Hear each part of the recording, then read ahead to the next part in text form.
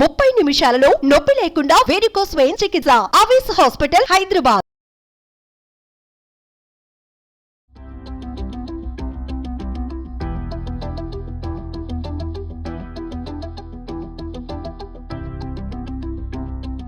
Welcome to Suman TV. మామూలుగా మనం కారపొళ్ళు కారాలు చేసుకుంటాం. కారపొడి అంటే ధనియాలు జీలకర్ర అవి వేస్తాం కదా, వెల్లుల్లిపాయ కారపొడి చేసుకుంటాం, కొత్తిమీర కారం కరివేపాకు కారం చేస్తాం కదా. ఇవాళ పాలకూరతోటి కారం చేసుకుందాం. దీన్ని పచ్చడి అనొచ్చు సింపుల్గా. కొంచెం కారం భావకంగా వచ్చా కాస్త పొడి పొడిగా, అంటే మరీ సుద్దలా కాకుండా నీళ్లు పోయకుండా అసలు తడి లేకుండా చేద్దాం. సింపులేనండి ఇది. ఈ పద్ధతిలో మీరు కొత్తిమీరతోటి కరివేపాకుతోటి చేసుకోవచ్చు. పుదీనాతోటి చేశాను మొన్న, అది కూడా చాలా బాగా కుదిరింది. ట్రై చేసి చూద్దాం. సింపుల్గానే చేసుకోవచ్చు. ముందు ఒక చిన్న మూకుడు మనం తాలింపులకు పెట్టుకునేది ఏదైనా పెట్టుకుని కొంచెమే నూనె వేసి ముందు తాలింపు వేయించి పక్కన పెడదాం. మామూలుగా కారాలంటే అందులో ఉల్లిపాయలు వేసుకోం మనం. ఉల్లిపాయలు తక్కువ వేస్తాం, ఎక్కువగా ధనియాలు అవి వేసి వెల్లుల్లిపాయలు వేసుకుంటాం కదా, పౌడర్ లాగా ఉంటుంది. ఎక్కువ రోజులు నిలవ ఉండాలని కూడా చేస్తాం. ఇది అంత టూ మచ్ నిలవే ఉండదు, ఒక 3-4 డేస్ ఉంటుంది.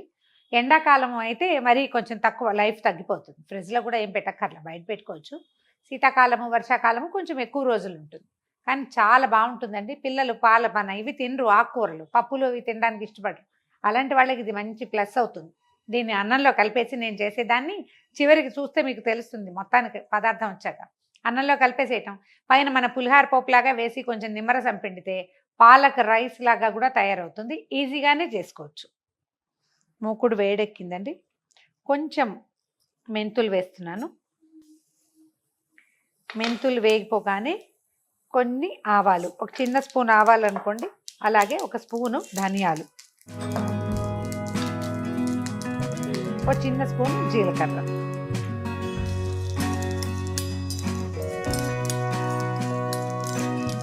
ఇవి వేగాక ఇందులో మన కారానికి సరిపడా మిరపకాయలు వేసుకుందాము. ఎండుమిర్చి, ఇంకా ఇందులో పచ్చిమిర్చి వేయం. మిర్చి కొంచెం వేగనివ్వండి.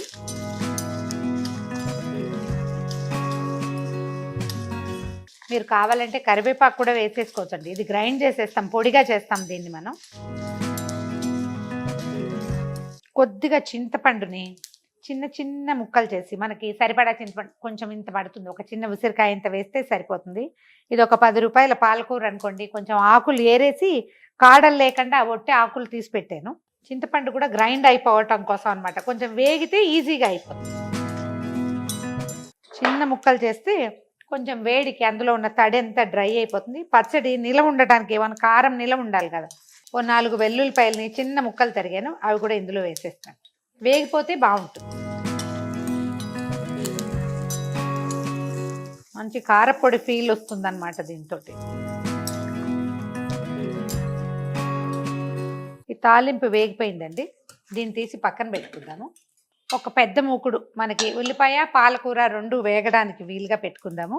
మూకుడులో కొంచెం 2 స్పూన్లు దాకా నూనె వేసేద్దాము.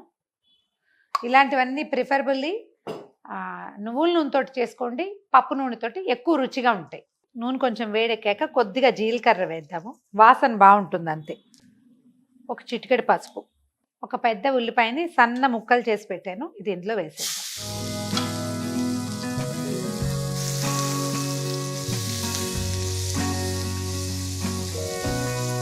ఇది మన కారానికి బేస్ అనుకోండి, ఎందుకంటే మనం ఎంత పాలకూర చేసినా అది ఇంతే అవుతుంది, చాలా కొంచెం అవుతుంది. ఇప్పుడు మనం కారం ఇతో బాగా వేసుకున్నాం కదా, కొంచెం పదార్థం పెరగలటం కోసం మనం ఉల్లిపాయ బేస్ కింద వాడుకుంటాం అంతే. మీకు ఇష్టం లేకపోతే మానేయచ్చు, కానీ వేస్తే ఉండే డిఫరెన్స్ ఏంటనేది తెలుస్తుంది ఒకసారి చేసి చూసి.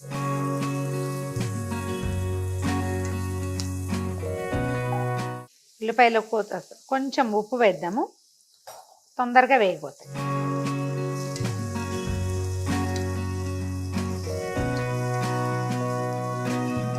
ఇది వేగే లోపల మనం ఏం చేద్దామంటే, ఇందాక వేయించి పెట్టుకున్నాం కదా, ఈ కారాన్ని మెత్తగా గ్రైండ్ చేసేసుకుందాం.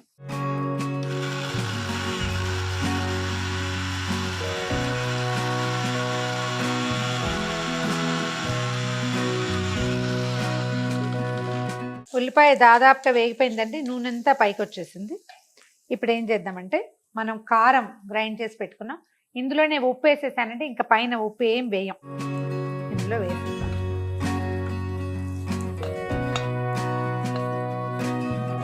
కాస్త ముందు వెనకగా వేయచ్చు, ఇందులో అయినా వేసుకోవచ్చు. ఇప్పుడు పాలకూరని ఇందులో వేసేద్దాం. పాలకూరని సన్నగా తరిగి పెట్టుకుని ఇందులో వేసేసి, పాలకు మగ్గడానికి ఎంత టైం పడుతుందండి? 4 నిమిషాలు చాలు. కాకపోతే పైన ఉప్పు వేయకుండా, పాలకూరలో సహజంగానే సోడియం ఉంటుంది, కొంచెం ఉప్పు తక్కువే పడుతుంది ఈ పదార్థంలో. మళ్ళీ పైన ఉప్పు కనుక మనం ఒక చిటికి వేసిన ఇదంతా నీరుగా అయిపోతుంది. నీరు అవనివ్వద్దు. ఈ కారంతో పాటు దీన్ని వేయించేద్దాం. కూర అంతా వేగిపోయినట్టు కనపడుతుంది కానీ అంత క్విక్గా ఏం వేగదండి, పచ్చి ఉండిపోతుంది. అందుకని ఏం చేద్దామంటే కాసేపు మూత పెడదాం. ఒక 2 నుంచి 4 నిమిషాల దాకా మూత పెట్టి అట్టు పెడితే మగ్గిపోతుంది. ఇలా పెద్ద మూత ఇంత ఫుల్గా పెడితే ఏం చేస్తుందంటే ఆవిరి వచ్చేస్తుందండి. లేదు కాబట్టి నేను ఇది పెట్టాను. దగ్గరగా ఉండే మూత పెడితే మగ్గిపోతుంది, ఎక్కువ నీరు రాదు, స్పేస్ ఉండదు కదా, వేగిపోయింది. మంచి కారం బ్రహ్మాండంగా అయిన వాసన వస్తుంది, చాలా బాగుంటుంది. తయారైపోయిందండి మన పాలకూర కారం.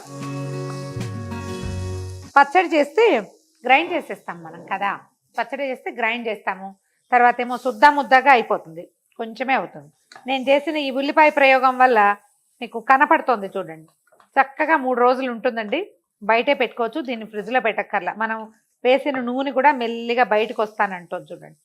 పాలక్ గనక మరింత లేతగా ఉండి బాగా సన్న ముక్కలు తరిగితే, సన్నగా పొట్టుగా తరిగితే అసలు ముక్క భావకంగా మనకి కనపడదు, ఆకులాకులుగా కనిపించదు. కాస్త పెద్ద ముక్కలే ఉన్నాయి కాబట్టి కొంచెం కనిపిస్తుంది, కానీ చాలా బాగుంటుంది. ట్రై చేసి చూడండి. ఇది గిన్నెకి అంటుకోకుండా మన మూకుడికి అంటకుండా వచ్చేస్తుంది. ఇలాంటప్పుడు దింపేస్తే సరిపోతుంది. దీంతో రైస్ చెప్పాను కదా, ఇది మీరు అన్నంలో ఒత్తుగా కలిపేసి నిమ్మరసం పిండేయండి. పైన మన పులిహార పోపు వేస్తాం కదా, పల్లీలు, కాస్త శనగపప్పు, మినపప్పు, తిరగమాత వేయండి. అప్పటికప్పుడు తినడానికి చాలా బాగుంటుంది. ప్రయాణాల్లో వెళ్ళేటప్పుడు కూడా పట్టుకెళ్ళచ్చు, చక్కగా ఉంటుంది. పాలకూర పచ్చడి లేదా పాలకూర కారం, మీకు ఏ పేరు కావాలంటే ఆ పేరు పెట్టుకోండి. ఒకసారి ట్రై చేసి చూడండి. ఈ వీడియో కనుక మీకు నచ్చినట్లయితే లైక్ చేయండి, షేర్ చేయండి. మరిన్ని ఇంట్రెస్టింగ్ వీడియోల కోసం సుమన్ టీవీకి సబ్స్క్రైబ్ చేసుకోండి.